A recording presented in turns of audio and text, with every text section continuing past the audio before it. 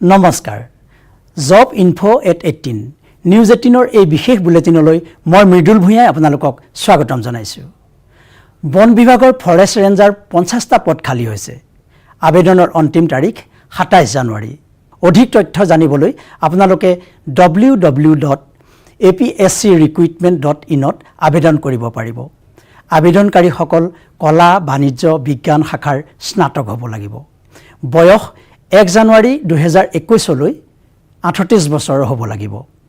PNRDত rural development management প্ৰফেচনেলৰ 6টা পদ খালী হৈছে। আবেদনৰ অন্তিম তাৰিখ 14 জানুৱাৰী। অধিক তথ্য জানিবলৈ আপোনালোকে www.pnrdassam.org.in ত আবেদন কৰিব পাৰিব।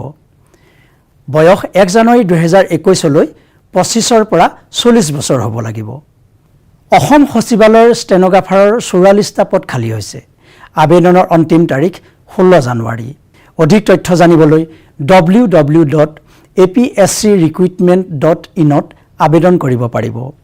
বয়স 1 জানুৱাৰী 2021লৈ 21ৰ পৰা 38 বছৰৰ হ'ব লাগিব। বেংগালুৰুৰ এপ'ল' হস্পিটেলত নাৰ্ছৰ 70টা পদ খালী হৈছে। ইমেইল যোগে আপোনালোকে আবেদন প্ৰেৰণ কৰিব লাগিব আৰু আপোনালোকে বায়'ডাটা প্ৰেৰণ কৰিব পাৰিব। vinutah_cp@apollohospital.com ত বায়'ডাটা প্ৰেৰণ কৰিব লাগিব। আবেদনৰ অন্তিম তাৰিখ 31 জানুৱাৰী। IIE গুৱাহাটীত পদ খালী হৈছে। প্ৰজেক্ট এছ'চিয়েটৰ 5টা পদ খালী। প্ৰজেক্ট এছ'চিয়েট মাৰ্কেটিঙৰ 1টা পদ খালী হৈছে। মাল্টিটাস্কাৰ গ্ৰেড 1ৰ 1টা পদ খালী হৈছে। প্ৰজেক্ট হেড গ্ৰেড 1ত 1টা পদ খালী হৈছে। আবেদনৰ অন্তিম তাৰিখ 24 জানুৱাৰী। অসম আৰক্ষীত কনিষ্টেবলৰ 4584টা পদ খালী হৈছে। আবেদনৰ অন্তিম তাৰিখ 12 জানুৱাৰী। অধিক তথ্য জানিবলৈ www.slprbassam.in ত লগইন কৰি চাব পাৰিব। বয়স 1 জুলাই 2021লৈ 18ৰ পৰা 25 বছৰৰ হ'ব লাগিব। অসম আৰক্ষীত SIৰ 625টা পদ খালী হৈছে। আবেদনৰ অন্তিম তাৰিখ 21 জানুৱাৰী। অধিক তথ্য জানিবলৈ www.slprbassam.in ত লগইন কৰি আবেদন কৰিব পাৰিব। আবেদনকাৰীসকল কলা, বাণিজ্য বা বিজ্ঞান শাখাৰ স্নাতক হ'ব লাগিব। মাধ্যমিক শিক্ষা বিভাগত 774টা পদ খালী হৈছে। আবেদনৰ অন্তিম তাৰিখ 31 জানুৱাৰী। অধিক তথ্য জানিবলৈ www.madhyamik.assam.gov.in ত লগইন কৰি আবেদন কৰিব পাৰিব। বয়স 1 জুলাই 2021লৈ 18ৰ পৰা 40 বছৰৰ হ'ব লাগিব। স্বাস্থ্য সেৱা সঞ্চালকালয়ত 2720টা পদ খালী হৈছে। আবেদনৰ তাৰিখ ঘোষণা হোৱা নাই যদিও ইচ্ছুকসকলে www.dhs.assam.gov.in ত চাব পাৰিব আৰু আবেদন কৰিব পাৰিব। চিকিৎসা সঞ্চালকালয়ত 962টা পদ খালী হৈছে। আবেদনৰ তাৰিখ ঘোষণা কৰা হোৱা নাই যদিও ইচ্ছুকসকলে www.dme.assam.gov.in ত লগইন কৰি আবেদন কৰিব পাৰিব। CISFৰ 249টা পদ খালী হৈছে। আবেদনৰ অন্তিম তাৰিখ 31 মাৰ্চ। উত্তৰ পূৰ্বাঞ্চলৰ প্ৰাৰ্থীৰ বাবে আবেদনৰ অন্তিম তাৰিখ 7 এপ্ৰিল। ইচ্ছুক প্ৰাৰ্থীসকলে https://cisfrectt.in ত প্ৰপত্ৰ ডাউনলোড কৰি আবেদন কৰিব পাৰিব। আমাৰ এই বিশেষ বুলেটিন অব্যাহত থাকিব। এইখিনিতে খন্তেক লৈছোঁ বাণিজ্যিক বিৰতি। এতিয়া বিশ্বই জানে ষ্ট্ৰং মানে মাইথান ষ্টীল নিৰ্মাণৰ মানদণ্ড।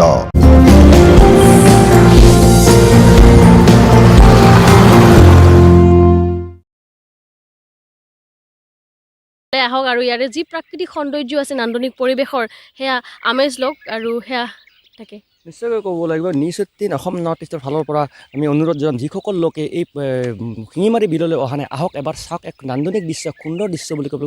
চৌদিশে দেখা গৈছে কেৱল গোলপীয়া আৰু গোলপীয়া। গোৱালপাৰা জিলাৰ নিকটৱৰ্তী যি শিঙিমাৰী বিলত দেখা যায় প্ৰতি বছৰে এক সুন্দৰ এক নান্দনিক দৃশ্য বুলি ক'ব লাগিব।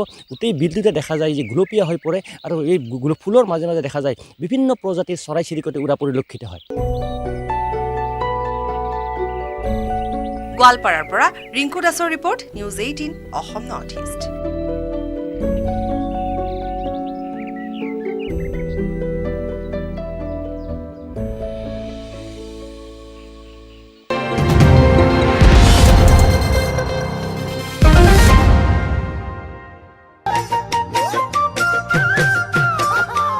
ভোগৰ উৎসৱ ভোগালী বিহুলৈ মাজত মাথো কেইটামান দিন। চৌদিশে এতিয়া ভোগালী কাটৰাৰ ব্যাপক প্ৰস্তুতি। গহপুৰতো দেখা গৈছে একে পৰিৱেশ। গহপুৰৰ দৰৌগুৰিৰ নতুন নৱপুৰৰ ৰাইজৰ মাজত এইবাৰ ভোগালী বিহুক লৈ ব্যাপক উৎসাহ দেখিবলৈ পোৱা গৈছে। ঐতিহাসিক ৰংঘৰে এতিয়া শোভা বৰ্ধন কৰিছে গহপুৰৰ নৱপুৰৰ ভোগালীৰ পথাৰত। বাঁহ আৰু নৰাৰে প্ৰস্তুত কৰি আছে ৰংঘৰ আকৃতিৰ এই ভেলাঘৰটো। ৰংঘৰৰ বাকৰিত দেখা গৈছে উদুলি মুদুলি পৰিৱেশৰ। শিশু ডেকা কাপোৰৰ পৰা ককা আইতালৈকে সকলো ব্যস্ত ভোগালী কাটৰা।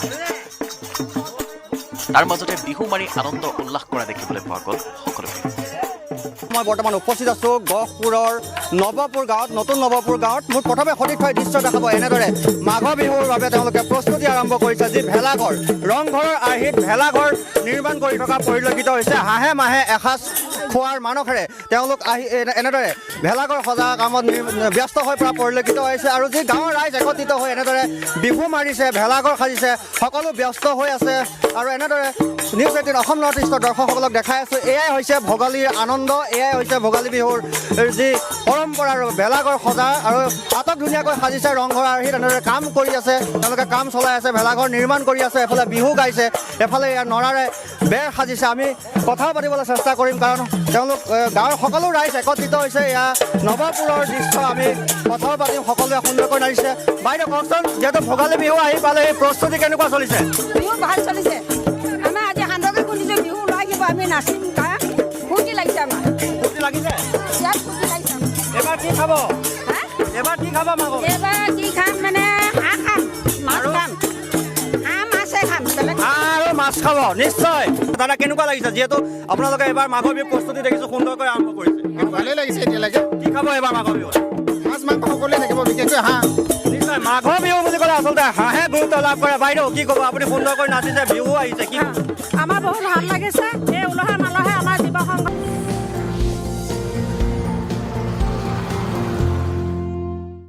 বিৰতিৰ পিছত পুনৰ স্বাগতম জনাইছোঁ নিউজ 18ৰ এই বিশেষ বুলেটিন জবছ ইনফো @18লৈ। প্ৰিয় দৰ্শক, এইবাৰ আমি আপোনালোকক লৈ যাব বিচাৰিছোঁ গুৱাহাটীৰ বামুণী মৈদামস্থিত NSICৰ সেই বিশেষ কেন্দ্ৰলৈ, য'ত চৰকাৰীভাৱে বিভিন্ন আঁচনিৰ উপলব্ধ।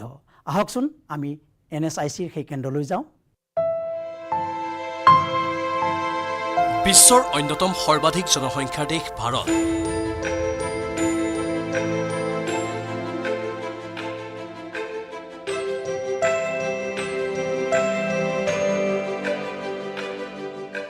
ইয়াৰে বৃহৎ সংখ্যক লোকেই নিবনুৱা। কিন্তু এটা কথা ঠিক, সকলো মানুহকে চৰকাৰী চাকৰি দিয়াটো চৰকাৰৰ বাবে সম্ভৱ নহয়। সেই চৰকাৰে বিভিন্ন সময়ত স্বনিয়োজনৰ বিভিন্ন আঁচনি গ্ৰহণ কৰি আহিছে। NSIC নেশ্যনেল স্মল ইণ্ডাষ্ট্ৰিজ কৰ্পৰেশ্যনৰ অধীনতো চৰকাৰে বহু কৰ্ম আঁচনি অন্তৰ্ভুক্ত কৰি মানুহৰ স্বাৱলম্বিতাৰ বিভিন্ন পদক্ষেপ গ্ৰহণ কৰিছে। আজি আমি আপোনালোকক এই NSICৰ সম্পৰ্কে কিছু তথ্য জনাব বিচাৰিছোঁ। नमस्कार। न्यूज़ 18 के सभी दर्शकों को अभिनंदन के साथ, अभिवादन के साथ मैं इस प्रोग्राम को शुरू करता हूं। सबसे पहले तो न्यूज़ 18 का बहुत बहुत धन्यवाद कि आप एक इस तरह का प्रयास कर रहे हैं जिसमें रोज़गार परक चीज़ें जो हो रही हैं, जो आसाम में हो रही हैं या नॉर्थ ईस्ट में हो रही हैं, इस पर फोकस किया जाए। इसके लिए धन्यवाद करते हुए मैं NSIC के बारे में आपको कुछ बताना चाहता हूँ। राष्ट्रीय लघु उद्योग निगम लिमिटेड अर्थात NSIC भारत सरकार की मिनिस्ट्री ऑफ MSME की एक कॉरपोरेशन है, जो अपने 60+ बड़े ऑफिसेस के साथ पैन इंडिया अर्थात इंडिया में हर जगह पर कारोबार कर रही है। नॉर्थ ईस्ट में गुवाहाटी में हमारा सेंटर है, जिसमें हम हमारी बहुत सारी स्कीम्स के साथ प्राइमरली हम यहाँ पर ट्रेनिंग पे फोकस कर रहे हैं। हमारी बहुत फ्लैगशिप स्कीम्स हैं, जैसे हम सिंगल पॉइंट रजिस्ट्रेशन स्कीम कहते हैं। हम रॉ मटेरियल में लोगों की हेल्प करते हैं, जो छोटी यूनिट्स हैं उनको रॉ मटेरियल सस्ता दिलवाने में उनकी मदद करते हैं। हम एग्जीबिशन सपोर्ट सिस्टम के थ्रू काम करते हैं, जिसके तहत छोटे छोटे एंटरप्रेन्योर, छोटी छोटी MSMEs जो देश या विदेश में अपने माल को बेचने का दम रखती हैं, उनका हम ग्राउंड लेवल पर सपोर्ट करते हैं। फिर इसके बाद जो जैसे मैं अगर आप ट्रेनिंग की बात करूं, तो हमारे ट्रेनिंग में आज जैसा न्यूज़ 18 ने भी देखा कि आज हम अपने यहाँ candle making, food processing, beautician, computer hardware, noodles making, chips making and other food processing की जो हम इन कैंपस ट्रेनिंग कर रहे हैं, ये सारी ट्रेनिंग्स भारत सरकार, स्टेट गवर्नमेंट या राज्य सरकार की मदद या दूसरे और विभाग जैसे एपिडा, इनकी मदद से हम कैंडिडेट के लिए ये बिल्कुल फ्री ऑफ कॉस्ट कर रहे हैं। कोविड के ख़त्म होने के बाद से हम 300 से ज़्यादा लोगों को ट्रेन कर चुके हैं, और इस तरह की ट्रेनिंग जो रोज़गार परक है, इसको हम अब ऑफ कैंपस भी ले जा रहे हैं। जैसे हमने रिसेंटली शिलोंग में कुछ ट्रेनिंग की है, हमने इम्फॉल में कुछ ट्रेनिंग की है, हम थोड़े दिनों में सिक्किम में भी ट्रेनिंग प्लान कर रहे हैं, और स्टेट गवर्नमेंट के सपोर्ट से शायद हम लोग सारे डिस्ट्रिक्ट में इस तरह की ट्रेनिंग अरेंज करेंगे जो ऑफ कैंपस होंगी, ताकि लोगों को रोज़गार मिले। हमारे ट्रेनिंग का एक बेस्ट पार्ट ये है कि हम ट्रेनिंग करने के बाद जो यूनिट्स आगे एग्जीबिशन में जाके अपने प्रोडक्ट को, जो उनके बनाए हुए प्रोडक्ट को आगे बेचना चाहते हैं, उस सपोर्ट सिस्टम की तरह भी उनके लिए काम करते हैं, जिसमें भारत सरकार की जो स्कीम है अंदर SC/ST हब, उसमें हम तकरीबन 100% की भी सब्सिडी प्रोवाइड करते हैं डोमेस्टिक और इंटरनेशनल दोनों तरह की एग्जीबिशन पे। तो अगर मैं इसमें ये कहूँ कि NSIC एक कंप्लीट वैल्यू चेन पर काम कर रही है, जिसमें कोई अगर ट्रेनिंग हमारे यहाँ लेता है तो उसको रॉ मटेरियल कहाँ से मिलेगा, उसकी मार्केटिंग कैसे करनी है, और फिर उसको बनाएगा वो कैसे, अल्टीमेटली उसको कैसे लाभ होगा, और फिर वो अपने जीवन में उसकी जो जीवनचर्या होती है उसमें कैसे लाभ पहुंचाएंगे। इस पूरे कंप्लीट वैल्यू चेन पे जब हम काम करते हैं और सजेशन के साथ काम करते हैं, तो वो जो यूनिट्स वाले होते हैं वो एक हमारे लिए सक्सेस स्टोरी बनती है। हम लोग हर साल सक्सेस स्टोरी की बुक्स निकालते हैं, उसमें काफ़ी अच्छे लोग शामिल हो जाते हैं। इस ट्रेनिंग के तहत हमारे यहाँ के ट्रेन किए हुए लोगों को फिर हम मास्टर ट्रेनर भी बना देते हैं, ताकि वो आगे खुद भी ट्रेनिंग दिला सकें, या हमारे साथ एसोसिएट होके या इंडिविजुअली भी। हमारे यहाँ से ट्रेन किए हुए लोग स्टेट गवर्नमेंट के भी अवॉर्डी हैं और इवन नेशनल गवर्नमेंट के भी अवॉर्डी हैं, और ये साबित करता है कि जो हम लोग ट्रेनिंग दे रहे हैं वो वर्थ है। और अभी फ़िलहाल जैसे मैंने पहले बताया कि ये सारी ट्रेनिंग किसी न किसी गवर्नमेंट, स्टेट गवर्नमेंट या डिपार्टमेंट के सपोर्ट से कैंडिडेट्स के लिए लगभग फ्री ऑफ कॉस्ट है। तो ज़्यादा से ज़्यादा लोग हमारे ट्रेनिंग सेंटर में आएँ और इस सुविधा का लाभ उठाएँ।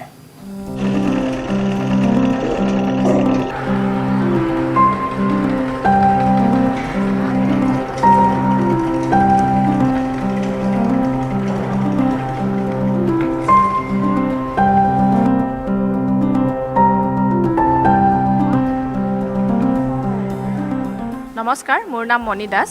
মই NSIC গুৱাহাটীৰ ফেশ্বন ডিজাইনিং ডিপাৰ্টমেণ্টৰ ফেকাল্টি হয়। তো আজি আপোনালোক য'ত আহিছে আমাৰ ইনষ্টিটিউটটো চাবলৈ, তো আমি ইয়াত 2 মাহৰ প্ৰশিক্ষণ দিওঁ ফেশ্বন ডিজাইনিঙৰ ওপৰত, য'ত আমাৰ 1 মান্থ ডিজাইনিঙৰ ওপৰত হয় আৰু 1 মান্থ আমাৰ কাটিং আৰু টেইলাৰিংটোৰ ওপৰত হয়, কাৰণ গাৰ্মেণ্ট কনষ্ট্ৰাকশ্যনটোৰ ওপৰত হয়। আৰু তো আমাৰ ইয়াত বিভিন্ন জেগাৰ পৰা ছোৱালী আহে আৰু বহুত দূৰৰ পৰাও আহে, গুৱাহাটীৰ লোকেলবিলাকেও শিকে ইয়াতে। খুব ভালকৈ আমাৰ ইয়াতে শিকোৱা হয় গোটেইখিনি বস্তুৱে। তো খালি শ্বৰ্ট টাইম হয় যদিও আমি 4 ঘণ্টাকৈ ক্লাছটো কৰাওঁ, 4 ঘণ্টাকৈ ডেইলি ক্লাছ কৰি ইয়াতে বহুত ছোৱালীয়ে লাভান্বিত হৈ গৈছে। আৰু তো আপোনালোকেও যদি শিকিব বিচাৰে আমাৰ ইয়াতে আহিব পাৰে।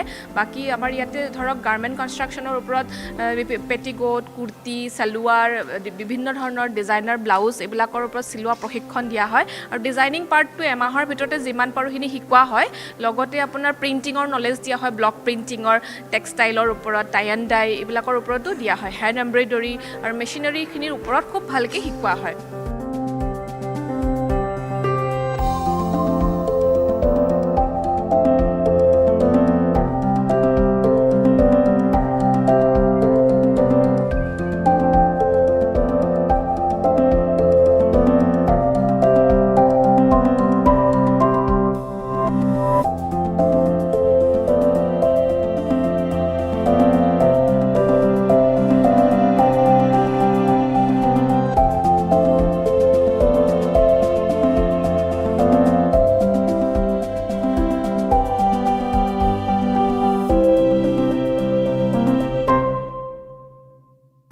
নমস্কাৰ, মোৰ নাম ময়ূৰী গগৈ শইকীয়া।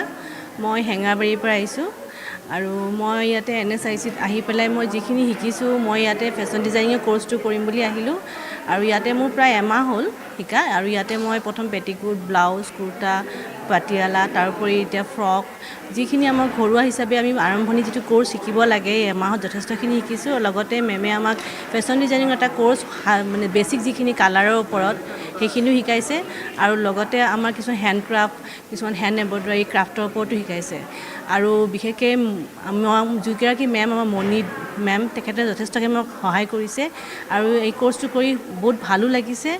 আৰু লগতে মই যিখিনি ভাবিছিলোঁ, পৰিকল্পনা কৰি আহিছিলোঁ যে মই কেনেকৈনো পাৰিম, সঁচাকৈ পাৰিলোঁ আৰু ভাবিছোঁ কি মই আৰু মানে আগুৱাই যাম আৰু এইখিনি লৈ পেলাই হয়তো মই যথেষ্টখিনি মানে আগবাঢ়ি যাম বুলি মই পৰিকল্পনা কৰিবলৈ বিচাৰিছোঁ। মানে ভাল লাগিছে আৰু ভাবিছোঁ আৰু কেনেকৈনো আগবাঢ়ি যাব পাৰোঁ, হয়তো চাগে মেমে চাগে এইখিনিও চাগে মোক চাগে সহায় কৰিব বুলি মই আশা ৰাখিলোঁ। ধন্যবাদ। সমগ্ৰ বিশ্বতে, অকল যে আমাৰ অসমত বা ভাৰতবৰ্ষতে ডেকৰেটিভ পেণ্ডেলৰ কথা কোৱা নাই, সমগ্ৰ বিশ্বতে ডেকৰেটিভ পেণ্ডেলৰ কাম আছে। আৰু সেই ঠাই বিশেষে ধৰক আমাৰ ইণ্ডিয়াত আমাৰ যিটো ৱেক্স ব্যৱহাৰ হয় বা আমাৰ অসমত যিটো হয় বা আমাৰ বাহিৰত হয়, প্ৰত্যেকটো বিষয়ে মই কৈ দিছোঁ। এতিয়া কথা হ'ল আমি বৰ্তমান কাম কৰি আছোঁ পেৰাফিন ৱেক্স। ৱেক্সৰ ভাগকেইটা কৈছিলোঁ, কি আছিলে? Paraffin wax, soya wax, gel wax, palm wax, হয়নে? এইবোৰ ৱেক্সৰ মই নাম কৈছিলোঁ। বৰ্তমান আমি যিটো ইয়াত আমাৰ যিটো আমি অসমত কাম কৰিছোঁ, সেইটো হ'ল পেৰাফিন ৱেক্স।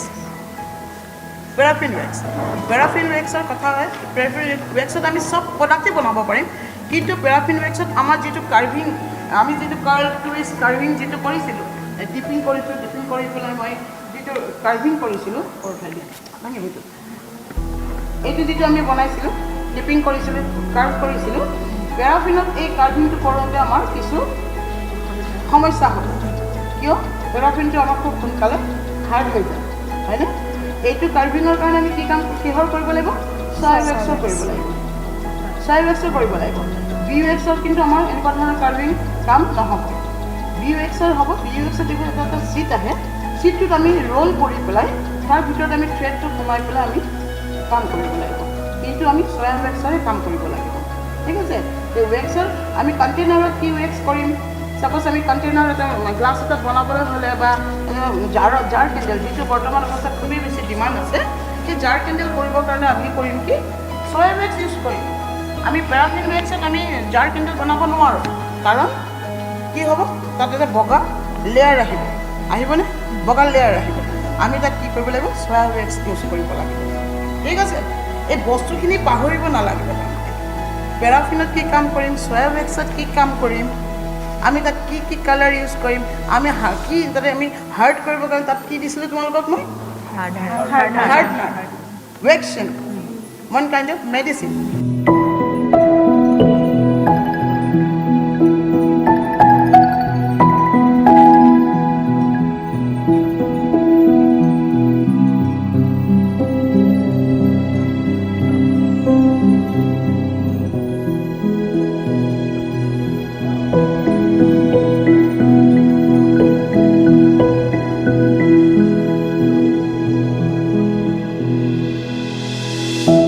মোৰ নাম জয়শ্ৰী বৰুৱা।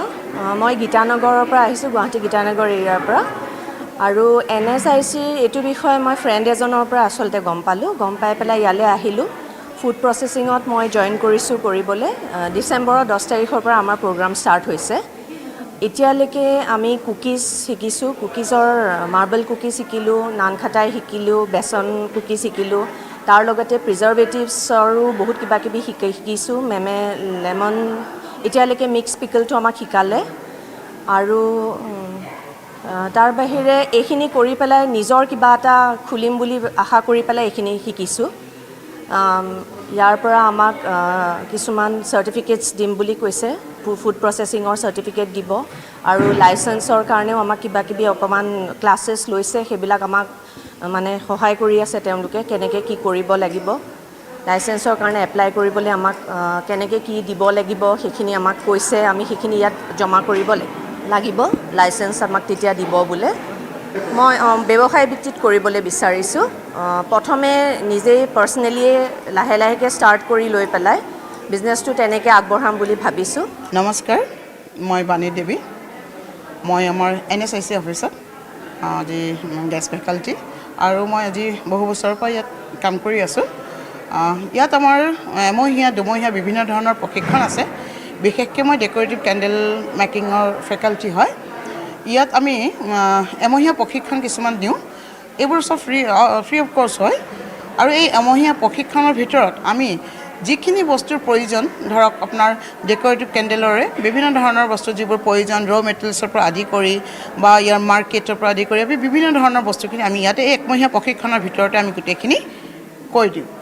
ইয়াৰ পৰা এই এমহীয়া প্ৰশিক্ষণৰ ভিতৰত ইয়াত যিবোৰ ট্ৰেইনিজ আহে, বিভিন্ন ঠাইৰ পৰা ট্ৰেইনিজবোৰ আহে। আমাৰ ইয়াত হোষ্টেলৰ ব্যৱস্থাও আছে। ইয়াত আহি পেলাই সেই হোষ্টেলত থাকি লৈ ইয়াত ট্ৰেইনিংটো কৰিব পাৰে।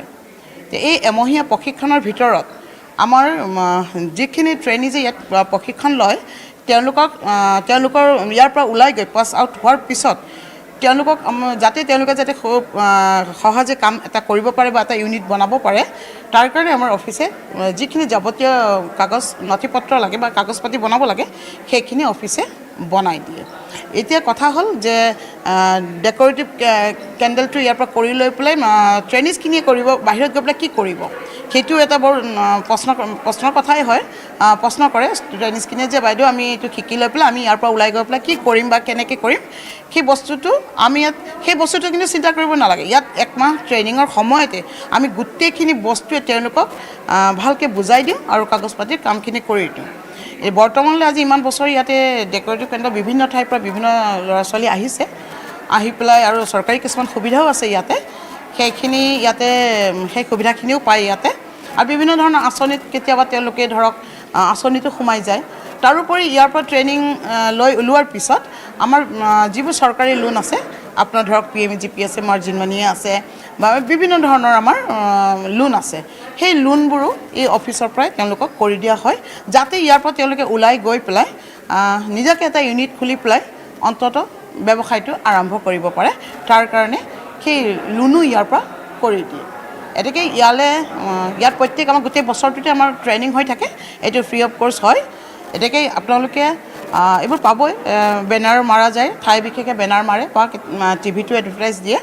তাৰোপৰি আপোনালোকে যদি NSIC টিভিত যেতিয়া পাব বোলে NSIC অফিচটো বামুণী মৈদান আমাৰ বাইলেন 3, আপোনালোক ইয়াত আহিব। অহাৰ পিছত ইয়াত আপোনালোকে গোটেইখিনি কথা জানিব পাৰিব, কি ট্ৰেইনিং আছে, কেনেকুৱা ট্ৰেইনিং আছে, কিমান দিনীয়া ট্ৰেইনিং আছে, আৰু ট্ৰেইনিঙৰ পৰা ওলাই পেলাই আমি কি নিজে কি কৰিব, সেই গোটেইখিনি সুবিধাটো ইয়াতে পাব। আপোনালোকে আহিব। আৰু আমাৰ ডেকৰেটিভ কেণ্ডেলৰ কথা মই অলপ ক'বলৈ যাওঁ। এতিয়া ডেকৰেটিভ কেণ্ডেল ক'বলৈ গ'লে প্ৰথম অৱস্থাত আমাৰ মানুহে অকল কালাৰফুল এনেকুৱা বাতি টাইপৰ ডেকৰেটিভ কেণ্ডেল বুলি ভাবিছিলে। কিন্তু বৰ্তমান অৱস্থাত ইয়াৰ এখন ভাল প্লেটফৰ্ম আছে, ভাল মাৰ্কেট আছে। আজি আপোনালোকে ঠাই বিশেষকৈ দেখাই পাব, যিবোৰ এক্সপ' হৈছে বা বিভিন্ন ঠাইত, স্পেচিয়েলি দেৱালীৰ সময়ত আপুনি চাব ঠায়ে ঠায়ে কিছুমান ডিছপ্লে কৰে ছোৱালীবোৰে। এতিয়া আপোনাৰ ইয়াত যিবোৰ দেখিছে শ্ব'কেছত দেখিছে বিভিন্ন ধৰণৰ কেণ্ডেল আছে, বহুতো কেণ্ডেল আছে ইয়াত। এইবোৰ মানে আপুনি ধৰক দেৱালী কেণ্ডেল আছে, ৱেডিং কেণ্ডেল আছে বা আপোনাৰ স্পা কেণ্ডেল, বিভিন্ন ধৰণৰ কেণ্ডেল ইয়াত শিকোৱা হয়। এতেকে ইয়াৰ পৰা আপোনালোকে এতিয়া যিটো বৰ্তমান আমাৰ যিটো কেণ্ডেলৰ মাৰ্কেট বা প্লেটফৰ্ম, এইটো খুবেই ভাল আমাৰ অসমত। আৰু আমাৰ দিনটো বাৰু বেলেগ আছিলে, তেতিয়া কথাটো বেলেগ আছিলে। এতিয়া কিন্তু আমি গোটেইখিনি বস্তুৱে ইয়ালৈ লৈ আনিছোঁ, যাতে যিমানখিনি ট্ৰেইনিজ মোৰ আণ্ডাৰত ট্ৰেইনিং লৈছে তেওঁলোকে যাতে সকলোখিনি সুবিধা পায়, সেইকাৰণে মই গোটেইখিনি বস্তু ইয়ালৈ লৈ আনিছোঁ। এইবোৰ কিছুমান নিৰ্দিষ্টকৈ দোকান আছে, য'ত নেকি গোটেইখিনি তেওঁলোকে যিবোৰ ডাইচ লাগে, কালাৰ লাগে, পেৰাফিনটো আমাৰ একদম এভেইলেবল। IOCৰ পেৰাফিন আছে, NRLৰ পেৰাফিন আছে। বৰ্তমান আমাৰ NRLে আমাৰ লগত কাম কৰি আছে, মোৰ NRLে স্পনচৰ কৰি আছে। যে NRLৰ যিটো পেৰাফিন, সেইটো একদম খুব কম ৰেঞ্জত ট্ৰেইনিজখিনিয়ে যাতে কাম কৰিব পাৰে, খুব কম ৰেঞ্জত তেওঁলোকে আমাক দিছে। সেইখিনি সুবিধাও আমাৰ ইয়াত আছে। কালাৰৰ পৰা আদি কৰি ডাইচবোৰৰ আদি কৰি সম্পূৰ্ণ সুবিধা মানে পাব। আৰু আমি গোটেইখিনি বস্তু ইয়াৰ পৰা ট্ৰেইনিজখিনিক দেখাই দিম যে ক'ত কি পাব, কেনেধৰণে কাম কৰিব লাগিব, কেনেধৰণে সুবিধাটো চৰকাৰী সুবিধা ল'ব লাগিব, সেইখিনি আমি আপোনালোক আহক NSICত, আমি গোটেইখিনি সুবিধা আপোনালোকক কৰি দিম।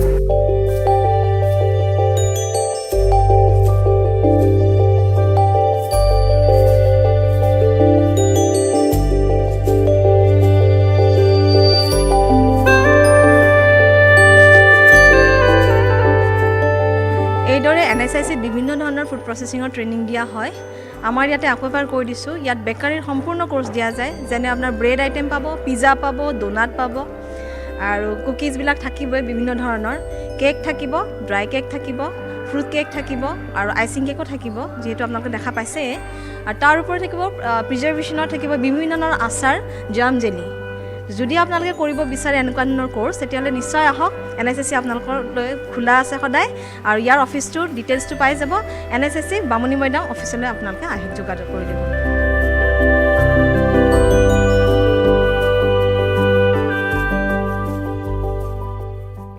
নিউজ 18ৰ এই বিশেষ বুলেটিন jobsinfo@18 অব্যাহত থাকিব আৰু ই উপলব্ধ হ'ব প্ৰতি শনিবাৰে দিনৰ 2:30 পৰা আপোনাৰ চৌপাশত যদি এনেকুৱা কিবা খবৰ থাকে তেনেহ'লে আমাক জনাবলৈ নাপাহৰিব নমস্কাৰ